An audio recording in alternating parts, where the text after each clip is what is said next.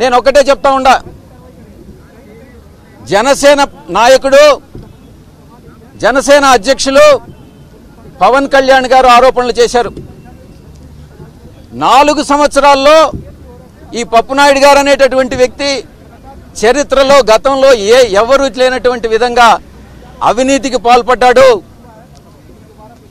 ఎవరైతే తన తాతగారైనటువంటి ఎన్టీ రామారావు గారిని తన ఫాదరు వెన్నుపోటు పొడిచి మానసికంగా క్షోభకు గురి చేసి ఆయన మృతికి కారణమయ్యాడో, ఆయన ఆత్మ, ఎన్టీ రామారావు గారి ఆత్మ ఈయన అవినీతిని చూసి ఘోషిస్తుంది అన్నటువంటిది పవన్ కళ్యాణ్ గారు చెప్పడం జరిగింది. ముందు మీ ఆరోపణలకి మీరు సమాధానం ఇవ్వండి. వైఎస్ఆర్ కాంగ్రెస్ పార్టీని విమర్శించడం కాదు. ఇంకొక విషయం, ఈ యొక్క అవినీతికి నేనేదో ఆరోపణలు చేయట్లా.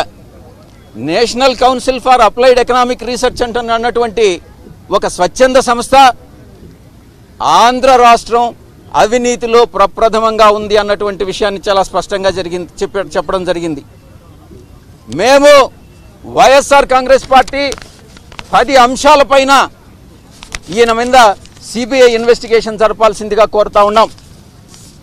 10 అంశాలు ఏంటంటే పోలవరం, రాజధాని, భూ కుంభకోణం, టెంపరరీ సెక్రటేరియట్, భూ కేటాయింపులు, ఈయన యొక్క విదేశీ పర్యటనలు, విదేశాల లావాదేవీలు, call money sex racket, vote for note case, IMG భారత, ఈ యొక్క హెరిటేజ్లో ఏ రకంగా షేర్ వాల్యూ పెంచుకున్నాడు, ఆస్తుల్ని కూడబెట్టుకున్నాడు, అగ్రిగోల్డ్.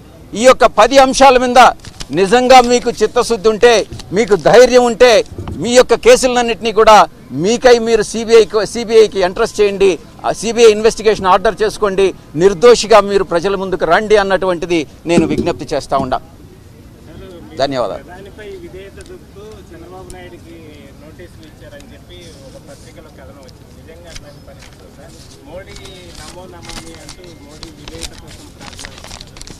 వచ్చింది, నేను చదివా. ఆంధ్రజ్యోతి పత్రిక వాళ్ళు ఏం రాస్తున్నారో తెలుసుకోవాలని నేను సబ్స్క్రైబ్ చేశా. నా దగ్గర డబ్బులు తీసుకున్నారు కానీ ఈ రోజుకి గత నెల రోజులుగా నాకు పత్రిక అయితే ఇవ్వట్లా. దానికి కారణం ఏందో నాకు తెలీదు. అంటే సబ్స్క్రైబ్ చేయించుకొని పత్రిక కూడా ఇవ్వట్లేదు అని అంటే ఎందుకో, సరేలే నా రాధాకృష్ణ నాకు మిత్రుడే, ఎందుకులేనని అనేసి నేను కూడా గమ్ముగా ఉన్నా. ఇన్ని రోజులు నేను ఇది ప్రస్తావించను కూడా.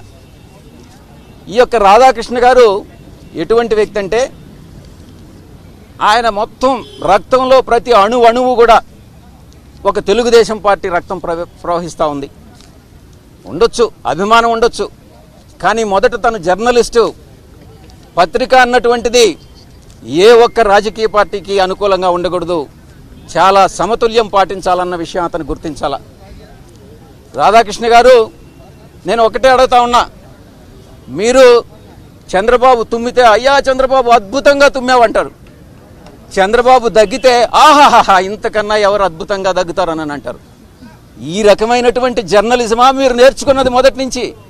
నిజంగా మీకు జర్నలిజం పట్ల, జర్నలిస్టు విలువల పట్ల మీకు కానీ గౌరవం ఉంటే మీరు బ్యాలెన్స్డ్గా సమతుల్యం పాటించండి అన్నటువంటిది నేను రాధాకృష్ణ గారికి నేను విజ్ఞప్తి చేస్తా ఉండా. ఏంటండి, వీడియో నచ్చిందా? అయితే ఓ లైక్ వేసుకోండి, లేదంటే ఓ కామెంట్ చేయండి. ఎప్పటికప్పుడు మా వీడియోస్ చూడాలంటే సబ్స్క్రైబ్ చేసుకోండి.